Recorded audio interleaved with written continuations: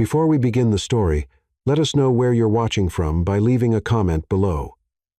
If you enjoy this video, don't forget to like and subscribe. Have a wonderful day. Enjoy the story, everyone. Emma, there's a monster here, Mia screamed, and in a desperate impulse for survival or maybe sheer embarrassment, she jumped into the lap of the first customer sitting nearby. That isn't a normal cockroach. It's a mutant.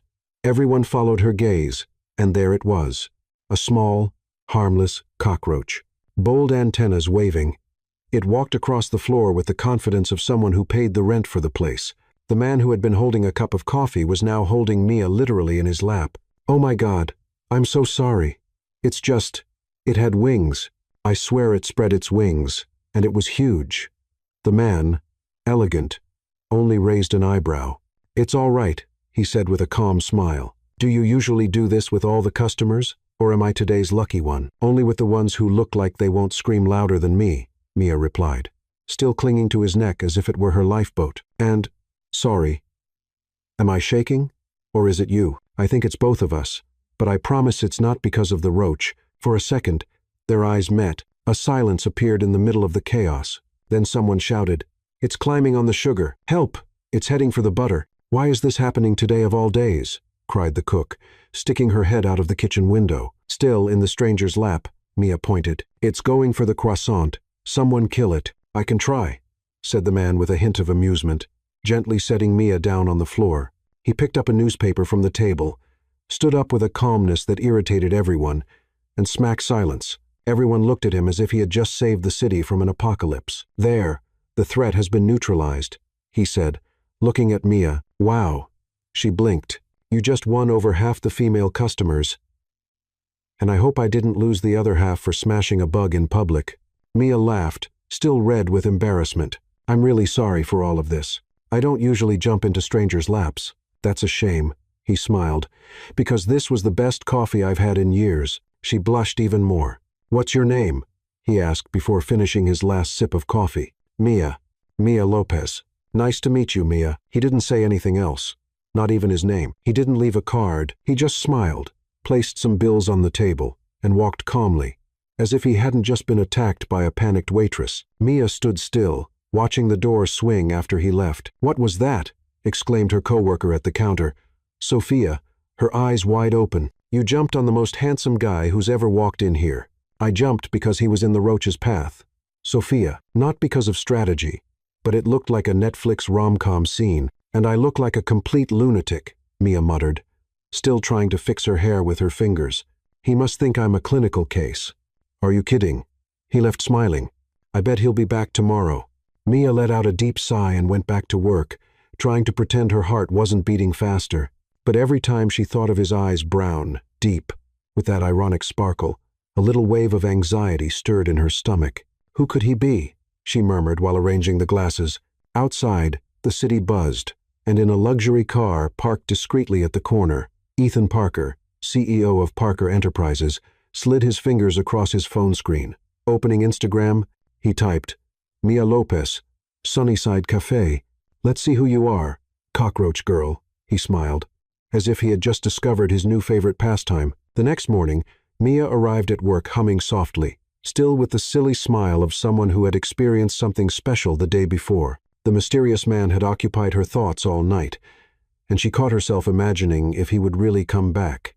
"Good morning, everyone," she greeted cheerfully, tying the apron around her waist. But the atmosphere in the cafe felt strange. Sophia looked at her with a worried expression, and the manager, Mr. Thompson, appeared almost immediately from the back office, his face stern. "Mia, I need to talk to you now." His harsh tone made Mia's stomach churn. She followed him into the small office, cluttered with boxes of supplies and scattered papers. "Sit down," he said, pointing to an old plastic chair. "Did something happen, Mr. Thompson?" "Yes, it did. I got 3 phone calls this morning. 3 customers complaining about your behavior yesterday." Mia felt the blood drain from her face. "My behavior? The cockroach incident?" "Mia," Mr. Thompson raised his voice. "You jumped onto a customer's lap. Imagine if he decided to sue the cafe. What if he felt harassed?" He didn't seem bothered. "It doesn't matter how he seemed. What matters is that 3 of our longest customers are offended. Mrs. Carter has been coming here for 15 years. Mia felt tears burning in her eyes, but tried to keep her composure. Mr. Thompson, I can apologize to them. I can explain it was a misunderstanding. Mia, you're a good employee, but I can't risk losing more customers over this. You're fired. The words hit her like a bucket of cold water. Fired because of a cockroach? Because of your inappropriate behavior in a professional situation. I'll pay you for today, but I need you to gather your things. Mia stayed silent for a few seconds, trying to process what was happening. The job at Sunnyside Cafe wasn't a dream job, but it paid her bills. Without it, she wouldn't be able to cover the rent on the small apartment she shared with Ava, her college roommate. Mr. Thompson, I need this job. I'll do anything to make up for it. I'll work for free this weekend, clean the entire cafe, anything. The decision has been made. Mia, I'm sorry. She stood up on shaky legs, trying to keep her dignity. All right, I'll get my things. Back at the counter, Sophia rushed to her. What did he say? By the look on your face, it wasn't good news. I was fired, Mia whispered, grabbing her things from the staff locker. Because of the cockroach? That's ridiculous. Because of the customers who complained about the embarrassing scene yesterday? Sophia shook her head, outraged. Mrs. Carter complains about everything, even the color of the sky. And Mr. Jenkins never leaves a tip. Anyway, this is unfair. Mia. Life goes on. Mia sighed, stuffing the last item into her bag. I need to get out of here before I start crying in front of everyone. She gave her friend a quick hug and left the cafe through the back door, feeling the eyes of the other employees on her. The rest of the day passed in a blur. Mia spent hours on her laptop, sending out resumes to every place she could find, but the feeling of despair only grew stronger. The little money she had saved might cover one more month of rent. Maybe 2 hours after Mia had left, a familiar figure walked into Sunnyside Cafe. Ethan looked around, searching for the dark-haired waitress who had made his previous day far more interesting. Excuse me, he called to the new waiter, a thin young man of about 20. Is Mia working today? Mia? Oh, you didn't hear? She was fired this morning. Ethan frowned. Fired? Why? Because of that cockroach mess yesterday. Some customers complained, and the boss thought it best to let her go. Ethan felt a pang of guilt. If he hadn't been there, none of it would have happened. Do you have her phone number? I'd like to check if she's all right. The young man hesitated. Look, I can't give out personal information about employees, ex-employees, but you're the guy who killed the cockroach, right? Mia mentioned you. Mentioned what? That you were kind to her, and that she felt embarrassed about the whole thing. Ethan pulled a $50 bill from his wallet. Her number would be very helpful. I just want to make sure she wasn't harmed by something that happened while I was there. The young man looked at the bill, then at Ethan, and quickly scribbled Mia's number on a napkin. Thank you, Ethan said, leaving the cafe with a new mission in mind. 2 days went by. Mia had turned job hunting into an obsession, sending resumes to restaurants, stores, offices anywhere that was hiring. Ava tried to cheer her up, but Mia was clearly starting to panic. Maybe you should call your mom, Ava suggested, stirring instant noodles on the stove. To hear I told you so, you should have studied accounting? No, thank you. The phone rang. Mia looked at the unknown number with suspicion. Hello, Mia Lopez. A professional-sounding female voice answered. Yes, that's me. My name is Rachel Bennett, from the Human Resources Department at Parker Enterprises. We're offering an administrative assistant position, and your profile caught our attention. Mia blinked, confused. Parker Enterprises? I don't remember sending a resume to you. Sometimes we receive resumes through referrals from other departments. The position offers a starting salary of $4,500 a month, full health coverage, meal allowance, and performance bonuses. Mia almost dropped the phone. $4,500 was 3 times what she earned at the cafe. Is this real? Completely real. Would you be interested in an interview tomorrow at 2:00 the afternoon? Yes. I mean, of course, that would be great. Perfect. The address is 12200 Biscayne Boulevard, 30th floor. Ask for Rachel Bennett at the reception desk. After she hung up, Mia stood still for a full minute, trying to process what had just happened. Ava, she shouted, you won't believe this. That evening, Mia searched everything she could about Parker Enterprises online. It was a huge company with offices in several cities, specializing in investments and urban development. The CEO was Ethan Parker, considered one of the youngest and most successful businessmen in the country.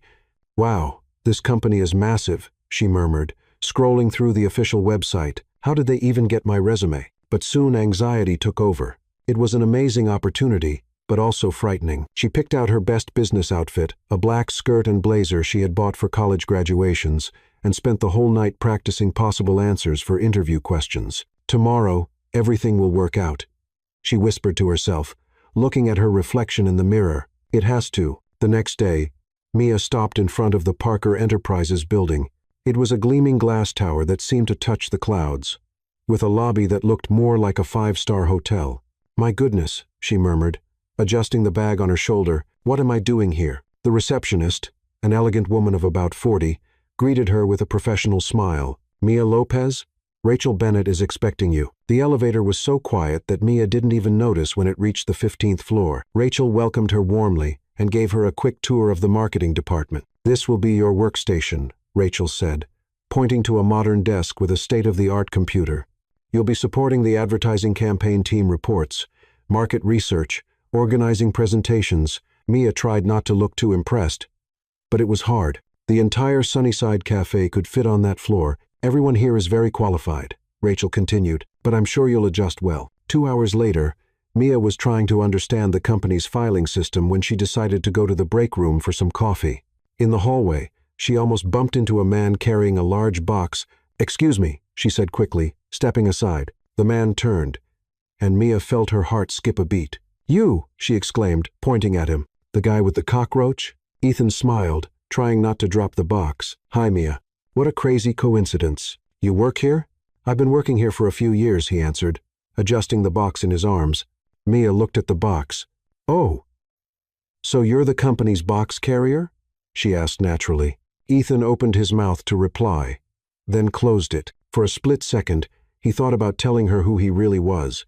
It would be so easy, but looking at Mia, he saw something in her eyes that made him hesitate. She was looking at him as a regular person, not as the CEO of Parker Enterprises, not as a financial target, just as the kind man who had killed a cockroach for her. Yeah, something like that. Box carrier, organizer of things, just a simple employee, he said, smiling. That's nice. I just started today. Marketing assistant. Congratulations on the new job. Thank you. And thank you again for yesterday or the day before. You saved my life from that mutant creature. It was my pleasure, literally. They stood there for a moment, smiling at each other, until Mia remembered where she was. Well, I should get back to work. First day, you know how it is. Of course. See you around. When Mia walked away, Ethan stayed in the hallway, watching her disappear. Then he looked at the box in his hands, which actually contained confidential documents he was taking to his office, and chuckled softly. Box carrier? Why not? That night, Ethan called his personal assistant. James, I need a favor. I want you to find an empty workstation on the 15th floor, somewhere I can show up from time to time. Sir, I don't understand.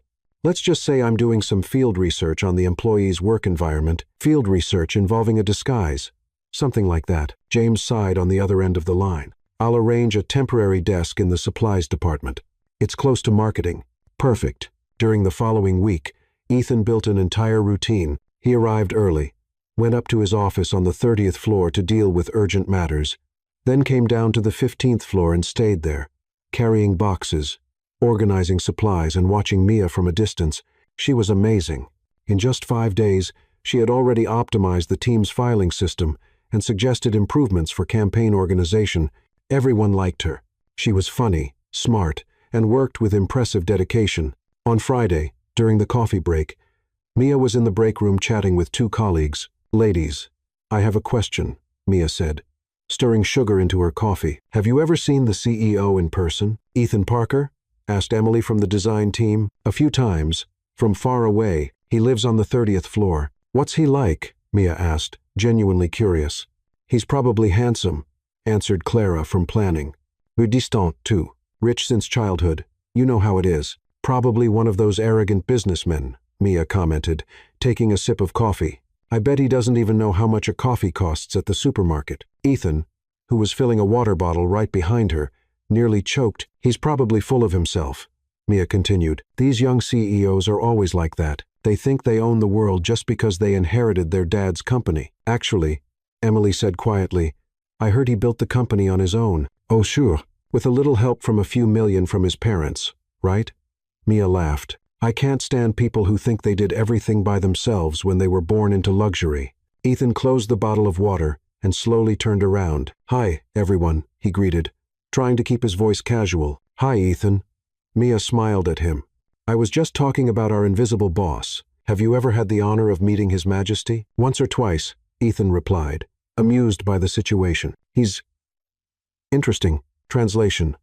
Boring as can be, Mia laughed. I bet he's the type who schedules 15-minute meetings just to show power. Ethan had to bite his lip not to laugh. He actually did have a 15-minute meeting scheduled for that afternoon. Maybe you'd be surprised if you got to know him better, Ethan suggested. I doubt it. Mia shook her head. People like that live in a bubble. They have no idea what real life is like. That afternoon, Ethan was in his office, getting ready for the executive meeting, when James came in. Sir, the marketing team will be upstairs for the meeting in 5 minutes. Ethan stopped adjusting his tie. The marketing team? All of them? Quarterly presentation? Rachel included the new assistant so they can see how the process works. Will Mia be at the meeting? Miss Lopez? I believe so. Ethan looked through the glass wall into the meeting room. There was no way she wouldn't recognize him there. James, he said quickly, tell them I was called to an urgent call. Have the meeting without me, and send me the report by email. Sir, just do it, please. James shook his head but went out to tell the team. Ethan stayed hidden in his office, watching through the crack of the door as Mia and the others entered the meeting room. 2 hours later, he ran into Mia again in the break room. So, how was your first executive meeting? He asked, pretending casual curiosity. Oh, the almighty CEO didn't even show up. Mia laughed. Must have been too busy counting money or whatever rich people do. Maybe he had something really important to deal with. More important than meeting the team. I doubt it. Mia shook her head. You know what? I'm just going to focus on my work and forget the boss exists. It's easier that way. Good strategy, Ethan agreed, smiling. Want to have lunch with me tomorrow? Mia asked suddenly, then blushed. I mean, if you don't already have plans. It's just... You're the only normal person I've met here.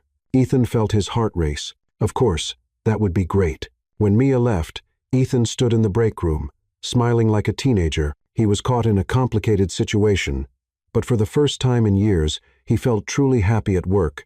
So, where do you want to have lunch?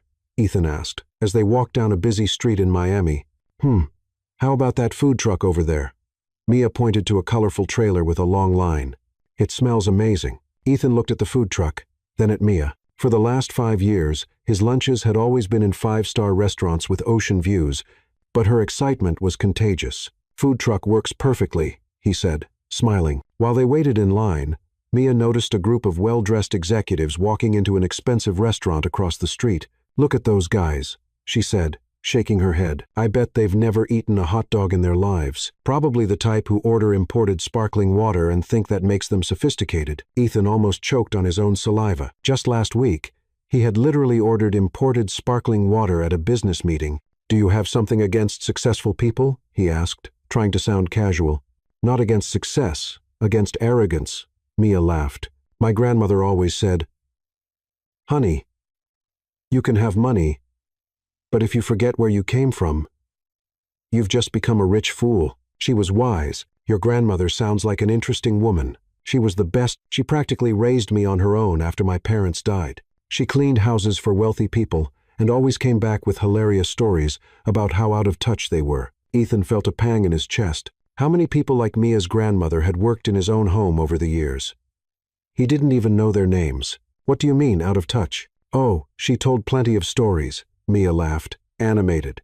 Like the lady who called in a panic because she didn't know how to turn on the washing machine, or the man who asked if bananas grew on trees. Once, a socialite even asked my grandmother how much a regular loaf of bread from the market cost because she wanted to understand how poor people live. That can't be true, Ethan said, though inwardly he made a mental note to find out the price of bread. I swear to God. And the worst part is they thought they were being nice. Mia mimicked an exaggerated voice. Oh, how interesting. Poor people are so creative. Ethan laughed, but it was a bit nervous. In the weeks that followed, they began meeting regularly after work. Ethan discovered a Miami he had never seen before.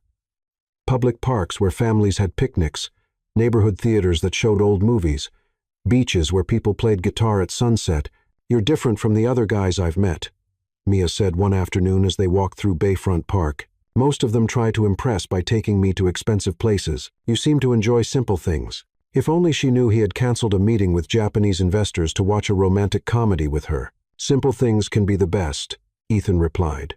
And he realized he truly believed it. At work, the situation was becoming almost comical. Mia had become the unofficial critic of the invisible CEO. "Guys, did you hear this?"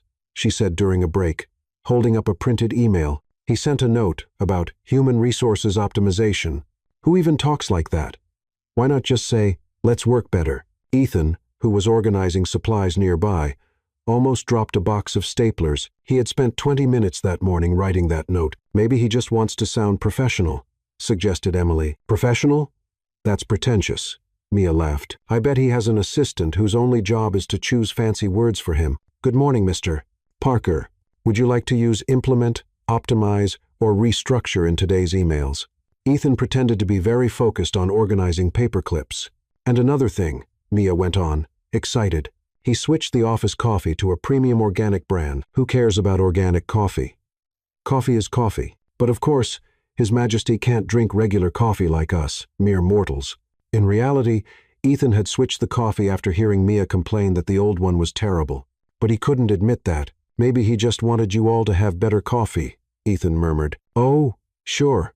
Mia laughed loudly. "Next thing will be imported water from France." Ethan swallowed hard. On Thursday, during sunset at South Beach, they were walking barefoot on the sand, Mia talking about her dream of starting a small consulting business. "Do you know what my biggest fear is?" she said, stopping to look at the horizon. "Becoming one of those people who forget where they came from, who stop seeing beauty in simple things." Ethan looked at her hair tousled by the wind, a simple dress, eyes shining with the dream she carried, and realized he was completely in love. "You would never be like that," he said, touching her face.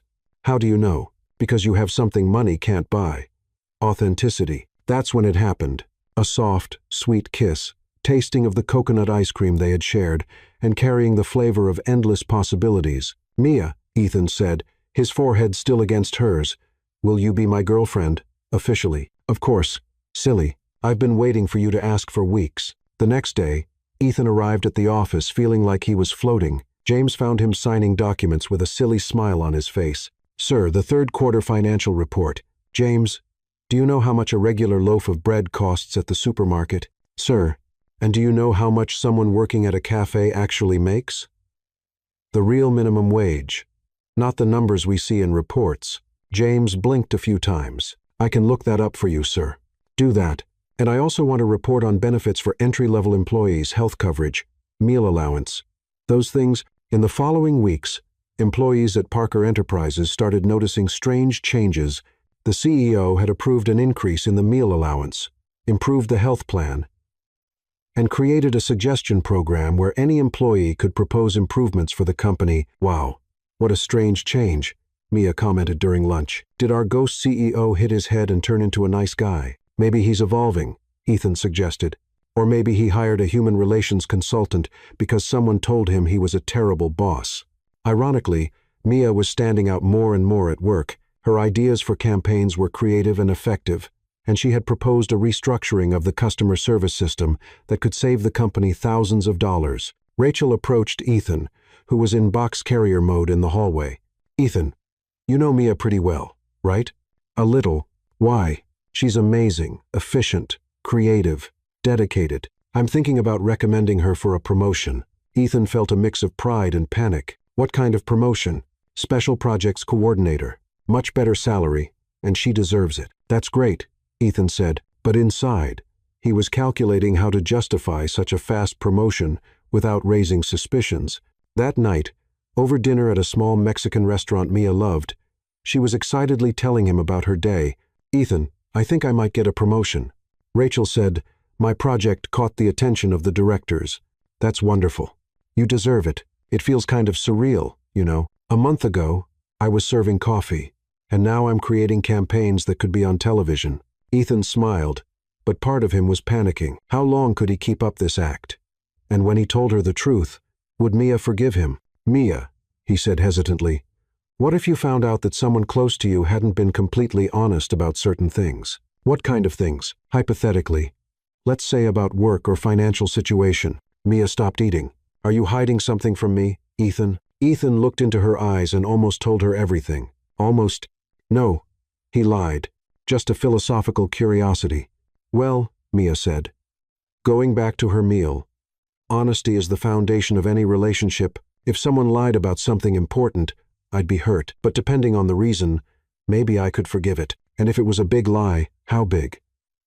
Ethan swallowed hard. Really big? Mia looked at him seriously. Ethan, big lies usually destroy relationships. The person would need a very good reason and a very sincere apology. That night, Ethan stayed up late, watching Mia sleep beside him in her small apartment. He was living the most complicated double life in history. Billionaire by day, employee's boyfriend by night. And for the first time in his life, he didn't know which of the two identities was the real one. The next day, Ethan called Mia over and handed her a golden invitation, a charity gala. Mia's eyes widened as she held the invitation. Ethan, this looks like something out of a movie. The company always participates in these events, Ethan explained, trying to sound casual while inside he was as nervous as a teenager on a first date. I thought it would be nice if you came with me. But just look at this, Mia laughed, reading the invitation. Annual Miami Elite Charity Gala. Elite? Ethan? I don't even know how to hold a champagne glass properly. You're going to look beautiful. And champagne is just a drink with fancy bubbles, easy for you to say. Don't tell me you go to these events all the time. Ethan almost choked. No, not exactly all the time. In fact, he had organized half of those events. But that was a detail Mia didn't need to know yet. Later, at her apartment, Mia was nervous. I need to buy a dress. Mia jumped off the couch. Ava, she shouted to her roommate. Fashion emergency. While Mia was getting ready for the event, Ethan was at his apartment, on the phone with James, executing the craziest plan of his business career. James, did you get that right? Call everyone who's going to be at the gala: investors, partners, suppliers, everyone. And what exactly should I say, sir? That I'm running a social experiment. During the party, no one should recognize me as the CEO. I'm just Ethan, a regular employee. Sir, this is crazy. I know, but it's important. And if someone refuses to go along with it, tell them it's a matter of extreme personal importance to me. And James? Yes, sir. If anyone ruins this, I'll move all their meetings to Monday at 6. 0 inches the morning for the next 6 months. On Saturday night, Mia looked radiant in a dark blue dress she had found on clearance, which by chance made her look absolutely stunning. Ethan, used to seeing women covered in expensive jewelry at events like this, thought he had never seen anyone more beautiful. Are you sure I won't embarrass you? Mia asked, nervously adjusting her hair as they entered the hotel ballroom. Impossible, Ethan replied, offering her his arm. The ballroom was filled with elegant people, decorated with exotic flowers and golden lights. Mia looked around with shining eyes. Wow. This is surreal. Look at that chandelier. It must cost more than my whole apartment. Ethan smiled. He knew exactly how much that chandelier cost. He had personally approved the purchase. They were talking near the bar when an affected voice interrupted them. Ethan, darling. What a wonderful surprise. Ethan turned and saw Isabella Thornton approaching, wearing a red dress that probably cost more than Mia's annual salary. She was tall, blonde, with the kind of polished beauty that came from years of expensive treatments and personal trainers. Isabella, Ethan greeted, trying to stay composed. I just got back from the Hamptons. I was dying to see Miami again. And you, of course, she winked, then looked at Mia as if noticing her for the first time. And who is your companion? This is Mia, Ethan said. Mia. Isabella Thornton. Isabella extended her hand with a fake smile. Nice to meet you. Are you new to the social circle? Actually, I work at Parker Enterprises. Mia replied with a genuine smile. I'm an assistant in the marketing department. Isabella's smile grew even more forced. Oh, how interesting. Ethan has always been generous with new employees. Mia blinked, not quite catching the condescending tone, but Ethan noticed it immediately. Isabella, it's so sweet when successful people mingle with. Isabella paused theatrically. The operational staff. Some people are really born to serve, aren't they? The silence that followed was deafening. Mia turned red, but not from embarrassment, from anger. Excuse me, Mia said with a smile that didn't reach her eyes. Oh, darling, don't be offended, Isabella laughed. It's just the natural order of things. Everyone in their proper place, you know. Ethan felt his blood boil. Isabella, that was unnecessary and rude. Rude. Isabella blinked, pretending innocence. I was only being realistic. You know what's realistic? Mia stepped closer to Isabella, still smiling sweetly. Realistic is that at least I work to live instead of living off other people's work. And here's another reality. Your hair extensions are showing. Maybe you should change stylists. Isabella instinctively touched her hair, and Mia turned to Ethan. Ethan, how about we get a drink? The air here feels a little contaminated. They walked away, leaving Isabella speechless. Ethan was both impressed and completely smitten. Mia, you were incredible. People like that get on my nerves. Mia huffed. Who does she think she is? The Queen of England? Something like that, Ethan muttered. For the rest of the night, Isabella kept watching Ethan and Mia from a distance. Clearly bothered, she moved around to other guests, asking discreet questions about the employee who was with Ethan. On Monday, Mia was working when she saw Isabella walk into the office with Rachel. What is that viper doing here? She muttered to Emily. Isabella Thornton. She's from an important family. Sometimes she comes for high-level meetings. Mia watched Isabella greeting several people, clearly playing the part of someone important. When Isabella passed by her desk, she stopped. Mia, what a coincidence to find you. Working. That's what normal people do. Isabella. Work. Of course. And how's your friend Ethan? He's doing great, thank you. Good. You seem like a naive person. It's important to be careful with people's intentions, especially charming men. Mia frowned. What do you mean by that? Nothing specific. Isabella smiled her fake smile. Just a general comment about social compatibility. That afternoon, Mia looked for Ethan in the break room. Ethan, can I ask you a serious question? Of course. Have you told me everything about you? About your life, your family, those things? Ethan felt his stomach drop. Why do you ask? That snake, Isabella, told me some strange things about being careful with your intentions. Mia. Isabella is complicated. She doesn't like it when she's not the center of attention. My mother always told me something before she died. Mia leaned against the wall. She used to say, Mia, never let anyone make you feel small because of your money or social status. Your value is in here. She tapped her chest, not in the bank. Ethan felt a stab in his heart. Your mother was right. Then answer me honestly. Are you with me for the right reasons? Ethan looked into her eyes and saw so much trust, so much genuine love, that he almost confessed everything right then. Mia, He stopped, losing his courage. I'm with you, because you're the most authentic and amazing person I've ever met. Technically, it wasn't a lie, but it wasn't the whole truth either. Meanwhile, Isabella was at a private investigator's office, sliding a photo of Ethan and Mia across the desk. I want to know everything about these two, especially the nature of their relationship. Any specific suspicion? Let's just say I have a feeling not everything is what it seems. Isabella smiled wickedly. And when I find out what it is, it'll be interesting to see how little Mia reacts to the truth. The investigator picked up the photo. How soon do you need this? As soon as possible. I have a feeling I'm about to discover something very entertaining. Isabella left the office humming. Mia was organizing reports at her desk when Rachel rushed in, her urgent expression making Mia's stomach tighten. Mia, I need you to take these documents to the CEO right away. It's extremely urgent. To the CEO? Mia's eyes widened. But I don't even know where his office is. 30th floor. Last door in the hallway. Knock and go in. There's no time for formalities. The meeting with the Japanese investors cannot be delayed. Mia grabbed the folder with trembling hands. She was finally going to meet the famous Ethan Parker, the invisible man she had criticized so often. What am I wearing? She murmured, looking down. Oh my God. This blouse has a coffee stain. He'll think I'm sloppy. In the elevator, Mia tried to fix her hair using the reflection in the metal doors. All right, Mia, just hand over the papers. Say hello politely, and leave. No criticizing imported water or big words in emails. Be professional.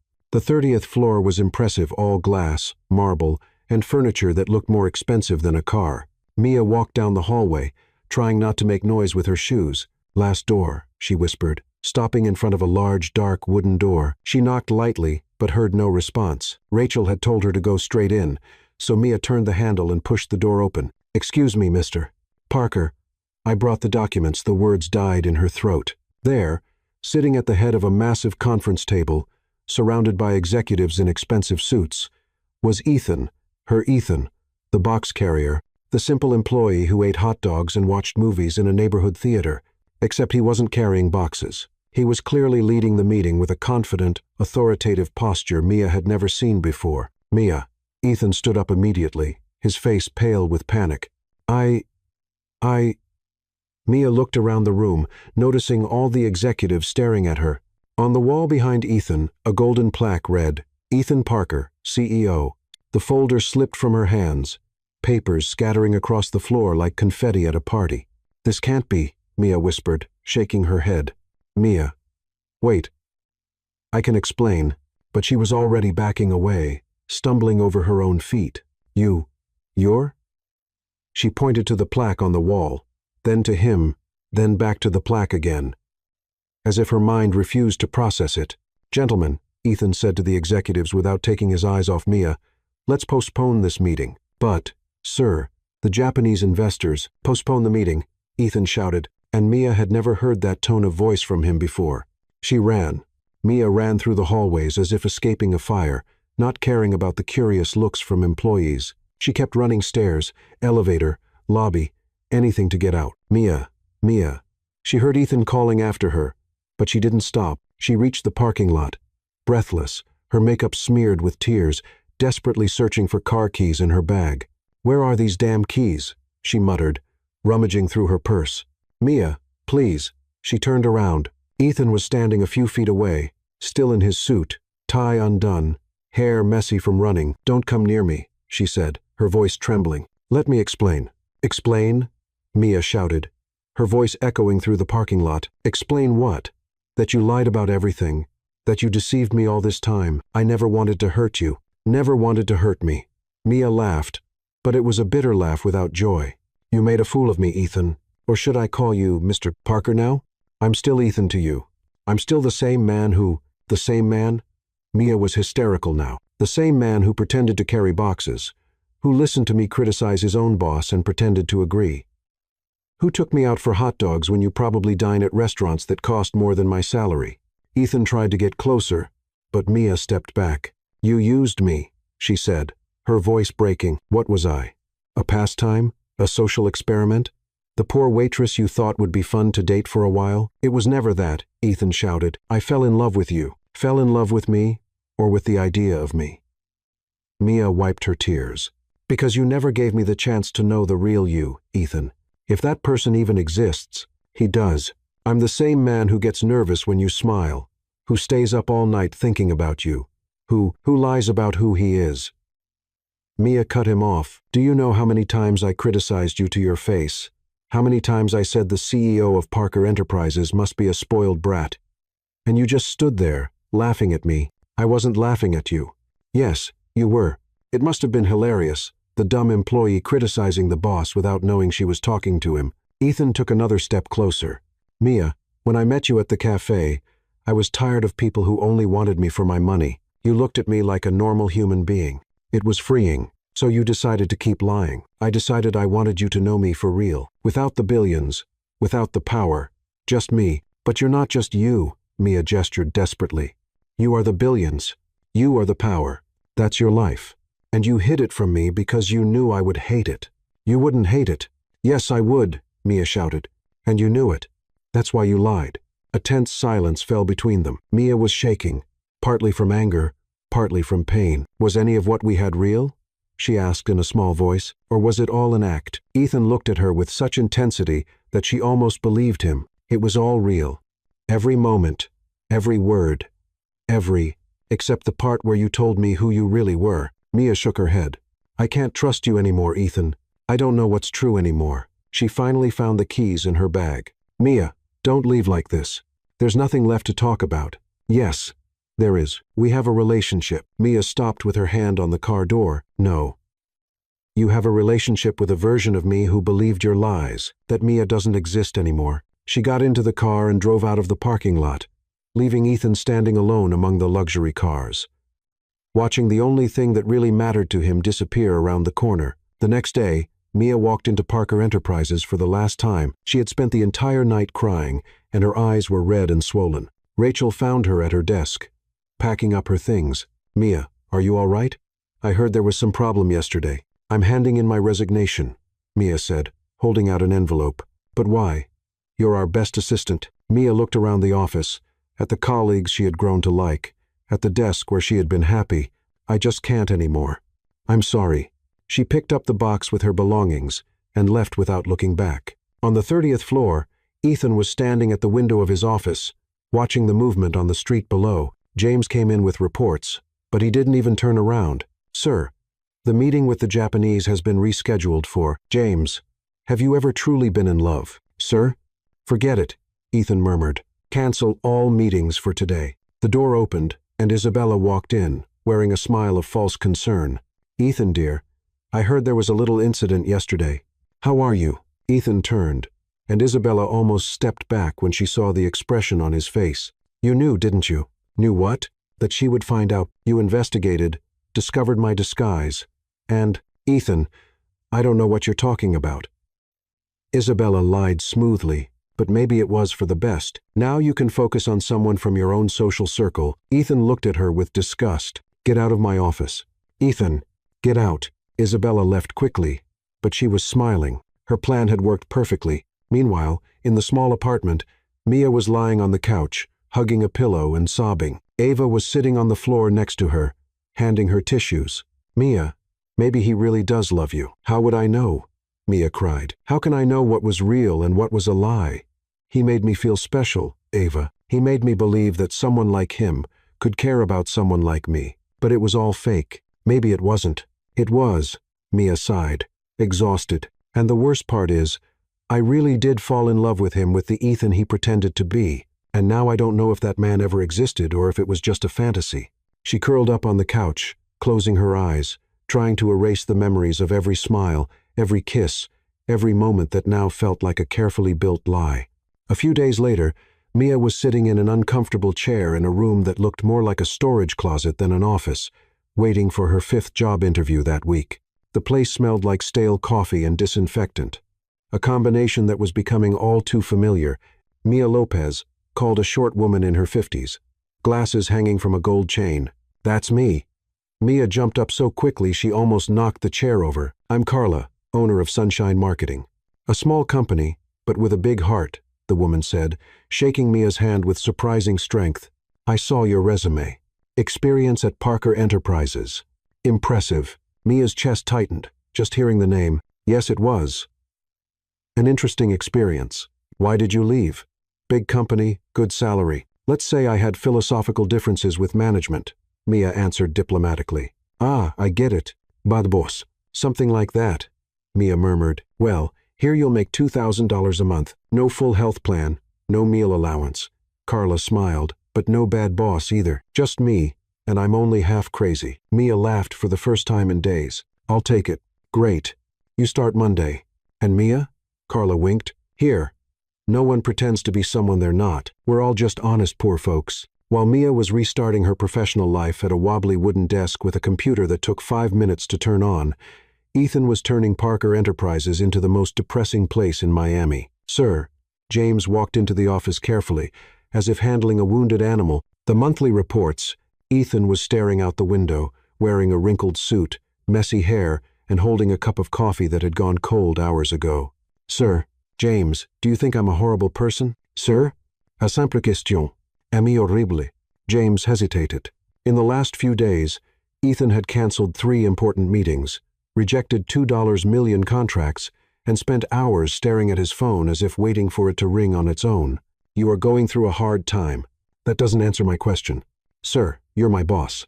I can't say you're horrible. And if I weren't your boss? James looked at Ethan unshaven, red-eyed, radiating a sadness that had employees whispering in the hallways. If you weren't my boss, I'd say you look like someone who lost something very important and doesn't know how to get it back. Ethan finally turned around. Sharp, James. Very sharp. That same afternoon, Isabella showed up at Ethan's office, wearing a dress that probably cost more than Mia's annual salary at Sunshine Marketing. Ethan, darling, you look terrible. Thank you, Isabella. Very comforting. That's why I'm here. She sat down in the chair across from his desk. I organized a dinner at the club on Saturday. Interesting people, wonderful food. I'm not in the mood to socialize. Exactly why you need to. You can't hide here forever because of a secretary. Ethan gave her a look that made Isabella pull back slightly. Her name is Mia. Of course, darling. Mia. But let's be practical. Isabella leaned forward. You're Ethan Parker. You can have any woman in Miami. Why torture yourself over someone who clearly doesn't understand your world? Maybe that's exactly why she was special. Was. Past tense. Now you need to move on, Ethan. Fine, a dinner. But only because you won't leave me alone until I agree. Perfect. Isabella smiled triumphantly. Meanwhile, Mia was at her new desk at Sunshine Marketing, creating a campaign for a cupcake shop. When Ava called, Mia, you need to get out of that apartment on weekends. I'm fine here, thanks. You're turning into a hermit. Yesterday, you talked to the television. I was disagreeing with the news. That's different. Mia, maybe you should give Ethan a second chance. Mia stopped typing. Ava, listen, I know he lied, but maybe he really loved you and just didn't know how to tell the truth. He had plenty of chances to tell me. What if he was afraid? What if he's been used for his money so many times that he's become paranoid? Mia looked at her computer screen, where there was a picture of a smiling cupcake. It doesn't matter anymore. Yes, it does. You're miserable. He probably is. 2. How do you know? Because when two people truly love each other and they split, both are miserable. On Monday, Mia arrived at work and found a huge bouquet of daisies on her desk. Daisies were her favorite flowers, something she had mentioned casually to Ethan during one of their outings. Looks like someone has a secret admirer, Carla sang. Showing up with a coffee. Mia looked for a card, but there wasn't one. Probably a delivery mistake, she murmured, but kept the flowers anyway. On Tuesday, sunflowers arrived. On Wednesday, yellow tulips, always without a card. Always flowers she loved. Mia, Carla said on Thursday, glancing at the office that was starting to look like a flower shop. Either you have the most persistent admirer in the world, or someone's trying to turn our company into a greenhouse. Mia, I think I know who it is. And are you going to do something about it? I'll pretend I'm not receiving them. Ah, the ostrich strategy. Classic. Meanwhile, Ethan was in his office, calling the same flower shop every morning. Good morning. Is this Flowers and Love? I'd like to send another bouquet to Mr. Parker, the clerk said. You've already sent flowers every day this week. The recipient hasn't called to thank you even once. I know. Maybe you should try a different approach. Maybe I should. But for now, keep sending the flowers. As you wish, sir. Ethan hung up and looked at his phone. He had dialed Mia's number 47 times in the past 3 weeks, but never had the courage to complete the call. On Friday, Mia was leaving work when she saw a bouquet of white roses on the bench outside the building. There was a simple note. I'm sorry. She looked around, half expecting to see Ethan hiding behind a car, but the street was empty. Idiot, she muttered, but picked up the flowers anyway. At home, Ava found Mia in the kitchen, arranging the flowers in several improvised vases. Wow, looks like he married a gardener. He's been sending flowers every day. And you're keeping all of them? They're pretty. It would be a waste to throw them out. Mia, he's trying to apologize with flowers. What a male solution. It's a start. Mia looked at the flowers spread around the kitchen. For a moment, she almost smiled, remembering how proud Ethan had been when he found out she loved daisies. 3 weeks, Ava. 3 weeks of flowers and not a single word. If he really wants to apologize, he should come talk to me like an adult. And if he does? Mia paused, holding a white rose. I don't know. I really don't know. That night, both were awake. Ethan in his luxurious apartment, staring at his phone and wondering if he should call. Mia in her modest apartment, staring at the flowers and wondering if she should forgive. Neither had the courage, and another sleepless night went by with 2 stubborn hearts beating alone in opposite corners of the same city. Isabella was sitting in the most expensive cafe in Miami, stirring her imported jasmine tea delicately, when her friend Natalie rushed in, looking like she had fresh gossip. Isabella, you won't believe where I'm working now. Where, darling? Isabella pretended to be interested, though she was more concerned about not smudging her lipstick. Sunshine Marketing, that ridiculous little company downtown. And guess who works there? Isabella almost dropped her cup. Don't tell me it's that little employee who was clinging to Ethan at the gala. Mia, something. A malicious smile spread across Isabella's face. Sometimes the universe conspired in her favor. How interesting, Natalie. What kind of person is she at work? Oh, everybody loves her. Efficient, friendly, funny, kind of annoying. Actually, Isabella tapped her fingers on the table. You know, Natalie, I've heard some rumors about this, Mia. Very troubling things. What kind of rumors? Isabella leaned forward as if she were about to share a state secret. Well, let's just say she has a habit of getting close to rich men with hidden intentions. A true gold digger. Really, my dear, I have very reliable sources. She even tried to blackmail poor Ethan after he broke up with her. Natalie's eyes widened. What a scandal. And here I was thinking she was such a sweet girl. People like that are experts at fooling others. Isabella sighed dramatically. I feel so sorry for Ethan. He's so generous, so trusting. It makes him vulnerable to schemers like this, Mia. On Monday, Mia arrived at work humming softly, carrying a coffee and a blueberry muffin she had bought at the corner bakery. The weekend had been calm, and she was starting to feel like maybe she could move on. Good morning, everyone, she greeted cheerfully, but something was off. Conversation stopped when she walked in, and her co-workers avoided eye contact. Good morning, Mia, Diego from design replied. But without his usual smile. Is everything all right? Mia asked. You all seem kind of strange. We're fine, said Elena from accounting. But she was clearly uncomfortable. Mia shrugged and went to her desk. Maybe it was just too much Monday for everyone. But during the day, things got stranger. Natalie, who was usually friendly, walked past Mia as if she were invisible. Other colleagues whispered when she passed by. What kind of paranoia is this? Mia muttered, trying to focus on her work. On Wednesday, Carla called Mia into her office for a talk. Mia, sit down. I need to tell you something serious. The grave tone made Mia's stomach sink. Did something happen, Carla? Unfortunately, yes. 3 of our biggest clients canceled their contracts this week. What? Why? Carla looked uncomfortably. They mentioned rumors about one of our employees having a questionable history with personal relationships. Mia's jaw dropped. Questionable history? What story is this? Mia, I don't believe it. But they're worried about the company's reputation. They mentioned blackmail. Inappropriate behavior. Blackmail? Mia jumped out of her chair so fast it almost tipped over. Carla, I have never blackmailed anyone in my life. I barely even know how blackmail works. I know, dear, but the clients are worried. And without them, you're firing me, Mia said, her voice sounding more like a statement than a question. I don't have a choice. The company can't survive without those contracts. Mia felt her legs weaken. Carla, I swear on my grandmother's memory, I never did any of this. Someone is lying about me. I believe you, Mia, but that doesn't change the situation. 2 hours later, Mia was once again carrying a box with her belongings, walking through the streets of Miami in complete shock. Blackmail, she said to herself. I'm the one who once gave back the wrong change at the cafe. How could anyone think I'm a blackmailer? In the following days, Mia discovered the rumors had spread like wildfire. Every job interview ended with suspicious looks and, we'll be in touch. Nobody wants to hire me, Mia said, slumped on the couch with a tub of ice cream.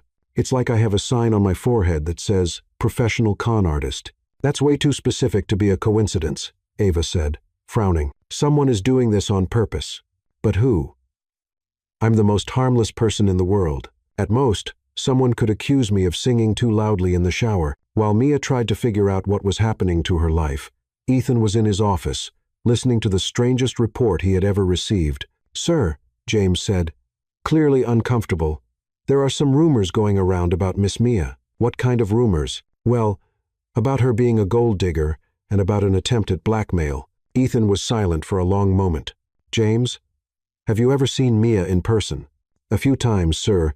Does she strike you as the type of person who would blackmail someone? James thought of the friendly young woman who greeted everyone in the hallways and always thanked him when he held the elevator. Honestly, no, sir. She barely manages to ask for a discount at the cafeteria. Exactly. Something's wrong here. Ethan picked up the phone and called the best private investigator in Miami. Michael, I need you to investigate the origin of some rumors, and I want fast results. 3 days later, Michael was back in Ethan's office with a report that made the CEO see red.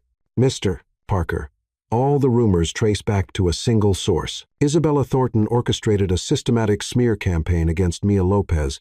Prove it. I have recordings of conversations, phone records, and 3 witnesses willing to confirm that Isabella offered money to spread the lies. Ethan slammed the table. Sir, what do you want me to do with this information? Nothing for now. I'll handle it myself. The next night, Ethan arranged to meet Isabella at the most exclusive restaurant in town. She arrived radiant, wearing a dress that probably cost more than most people made in 6 months. Ethan, What a delightful surprise. You finally decided to forget that, Isabella. Ethan cut her off, his voice dangerously calm. I need to congratulate you, congratulatemi, for your creativity, blackmail, gold digging. You really outdid yourself. Isabella's smile faltered. I don't know what you're talking about. Ethan placed the investigator's report on the table. I have recordings, Isabella. Your own words. Isabella opened the folder and went pale when she saw the bank transfers in her own name. Ethan, I can explain. No need. It's all here. And now I'll give you a choice. You stop this sick obsession with Mia right now, or I hand everything over to the police and the press. You wouldn't dare. Want to test me? Ethan stood up. Isabella, I always thought you were just spoiled and self-centered. I didn't know you were a criminal, too. She doesn't deserve you. And you deserve me even less. Get out of my office. And, Isabella, if I find out you've done anything else to Mia, there won't be a single place in Miami where you can hide from the consequences. Isabella slammed the door on her way out, but Ethan knew she wouldn't dare try anything again. 2 days later, Mia received a letter delivered by a courier. She recognized the handwriting right away. Mia, I know I have no right to write to you, but I need you to know the truth about the attacks on your company. Isabella planned everything. The rumors, your dismissal, the computer attack. I have proof of it all. I'm not telling you this to look like a hero. I'm telling you because you deserve to know someone was trying to destroy your life, and that this person was stopped. I've always loved you, Mia. Since the first day at the cafe, I lied about who I was because I was afraid you'd only see me as a rich, distant CEO. I wanted you to know me as a person before you knew my bank account. Was that selfish? Yes. Was it wrong? Completely. But it was never because I didn't respect you. It was because I respected you too much to risk you wanting me for the wrong reasons. I'm not asking for forgiveness, but I hope you know you were the only person who ever made me feel like a regular human being and not just Ethan Parker. With love and regret, Ethan. Mia read the letter 3 times, sitting on the office floor after everyone had left. Ava, she called her friend. I need to talk to someone. What happened? I found out who was sabotaging my life, and I found out Ethan helped me, and now... Mia looked out the office window, watching the lights of Miami come on. Now I think I need to stop being so proud and admit I still have feelings for him. Mia, he made mistakes, but so did I. Maybe it's time we talked like adults. For the first time in months, Mia smiled when she thought about Ethan. Maybe some people really did deserve a second chance. Mia stood in front of the bathroom mirror at the Fontainebleau Hotel, trying for the 5th time to fix her hair so it didn't look like she had been attacked by a fan. Ava, I shouldn't have come, she said on speakerphone while wrestling with her mascara. What a crazy idea to accept this nomination. Mia, you were nominated as Young Businesswoman of the Year in Miami. That's amazing. What if I trip on stage? What if I forget what to say? What if... Mia stopped, looking at herself in the mirror. What if Ethan is there? I know. But what if he is? I don't know if I'm ready to see him in person. You look beautiful. You're successful. And you deserve to be at this event. Now, stop overthinking and go shine. Mia took a deep breath, adjusted the navy blue dress she had bought just for the occasion, and walked out of the bathroom with determination. The event hall was packed with Miami's business elite. Mia recognized a few people from TV and business magazines, which made her feel like a well-dressed imposter. Mia Lopez, an elegant woman, approached her. I'm Linda Williams from the event organization. Congratulations on your nomination. Thank you. I still can't believe I'm here. Your story is inspiring. From waitress to successful entrepreneur in less than a year. Impressive. Mia smiled, trying to look confident, but inside she was calculating every possible escape route to leave, unnoticed. On the other side of the room, Ethan had arrived quietly and positioned himself behind a column where he could see the stage without being easily spotted. He wore a simple dark suit, very different from the designer suits he usually wore to events like this. Mr. Parker. James appeared beside him. I didn't know you were coming to the event. Last-minute decision, Ethan murmured without taking his eyes off Mia, who was chatting cheerfully with other guests. How is she? Radiant, sir, and clearly nervous. I still know her well. Ethan smiled sadly. The ceremony began with the hosts making jokes that only half the audience understood. Mia was sitting in the 3rd row, nervously fiddling with her bracelet and whispering what sounded like calming mantras to herself. And now, the host announced, the category everyone has been waiting for, Young Businesswoman of the Year. Mia felt her stomach do a triple flip. The nominees are Sarah Chen from the tech startup Foodie app, Maria Santos from the women's gym chain Power Woman, and Mia Lopez from Mia Marketing Solutions. Polite applause filled the room. Mia waved timidly, trying not to throw up from nerves. And the winner is... The host opened the envelope with theatrical slowness that tested everyone's patience. Mia Lopez. For a second, Mia couldn't process it. Then she heard her name echo through the hall and felt Linda nudging her arm. Go on, dear. You won. Mia staggered to her feet, still in shock, and walked to the stage as if she were dreaming.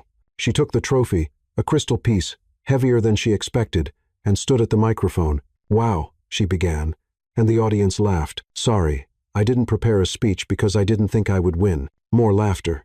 A year ago, I was serving coffee and being attacked by mutant cockroaches, Mia said, and the audience burst into laughter. Today, I'm here holding this beautiful trophy that probably costs more than my first car. Ethan smiled, remembering the cockroach incident. I want to thank everyone who believed in me, especially when I didn't believe in myself. To my team, who works with me like we're one crazy family.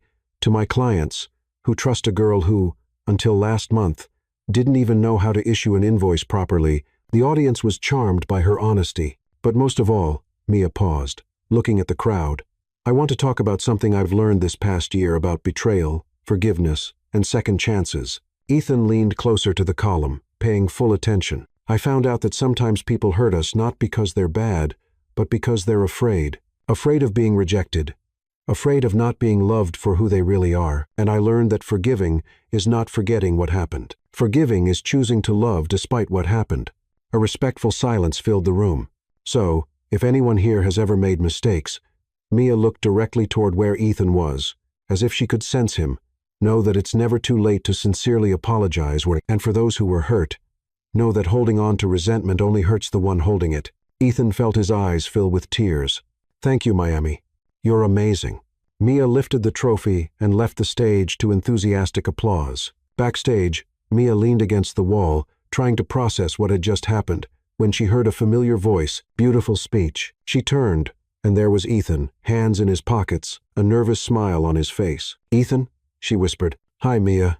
They looked at each other for what felt like hours. Did you hear the speech? Mia asked. Every word. And I got the message. What message? That maybe you're willing to give me a second chance. Mia sighed. Ethan, we need to talk. Really talk. No lies. No disguises. You're right, Mia. He stopped, carefully choosing his words. I ruined everything. I lied because I was afraid you'd want me for my money.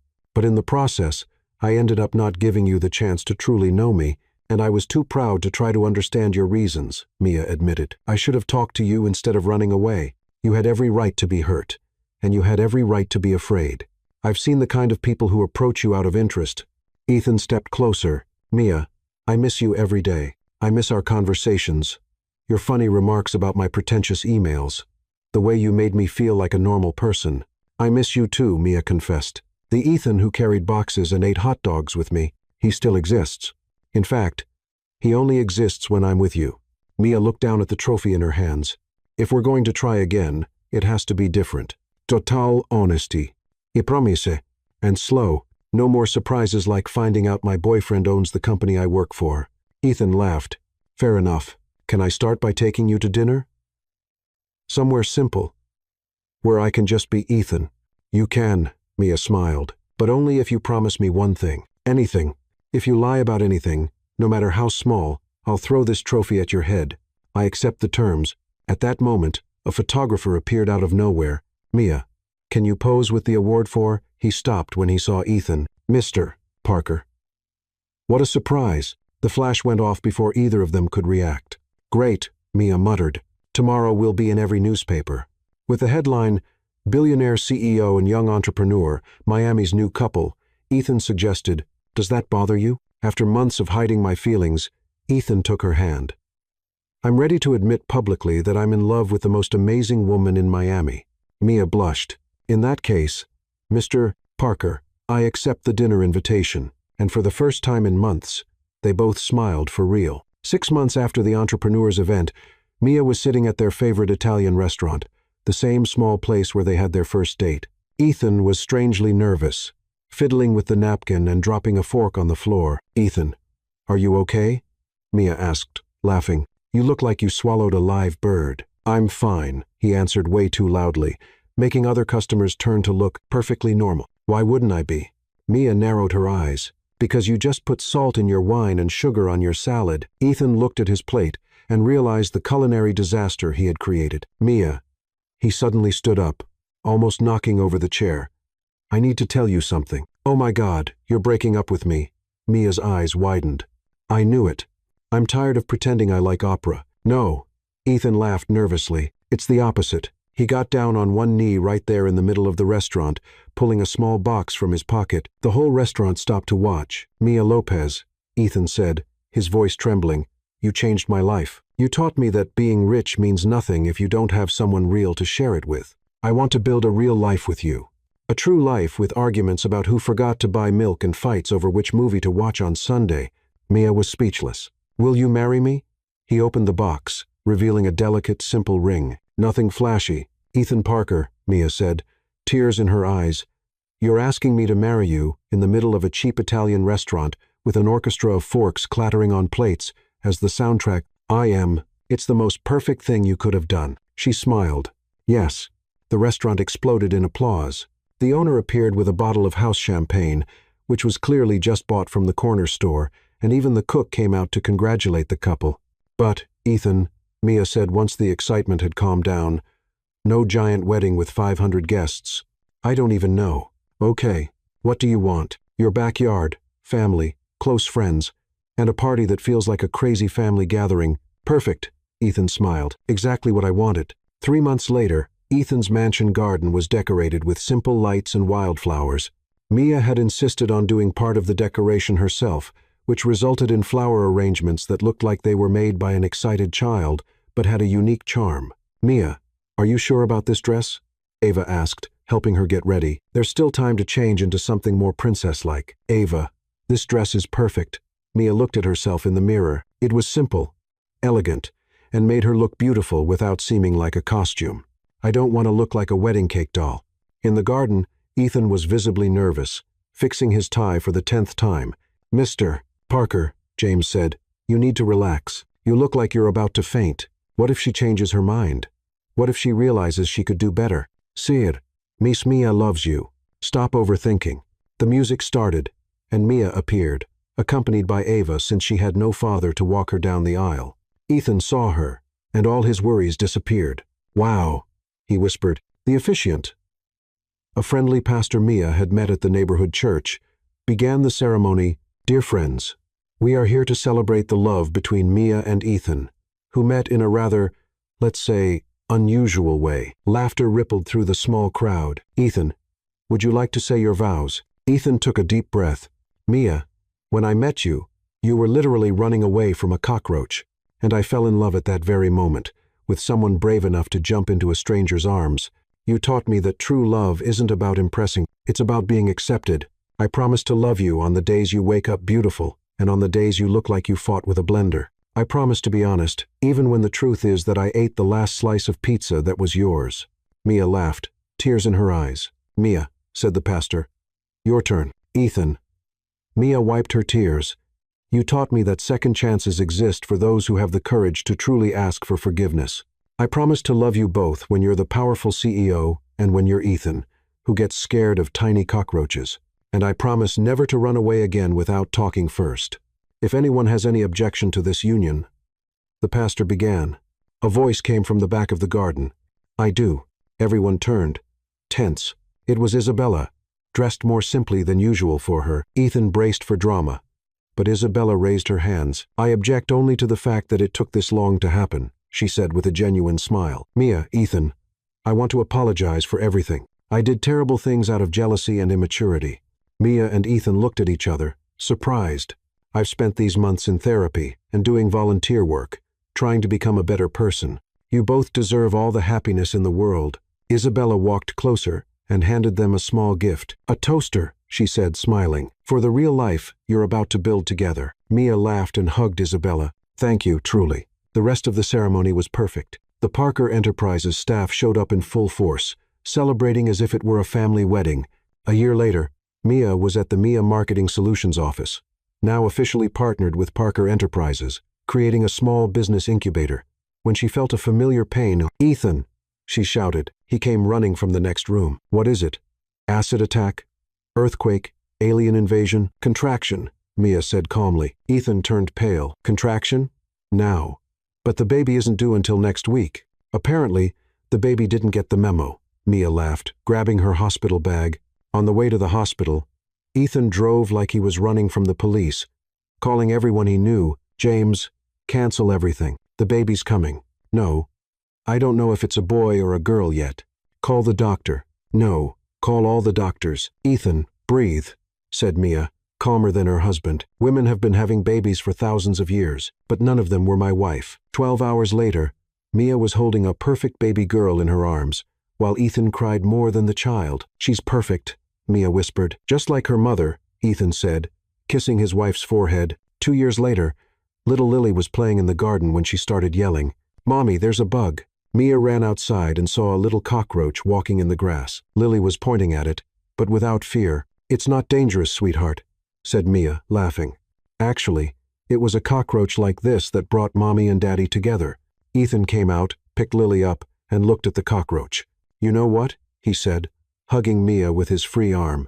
"It was the best scare of my life." "Why?" "Because it led me to you, and to this," he pointed to the house, to Lily, to the life they had built together, "the best love I've ever known." Mia kissed him while Lily laughed, and the cockroach calmly went on its way. Sometimes, the best happy endings start in the most unexpected places, even in a stranger's arms, running from a cockroach.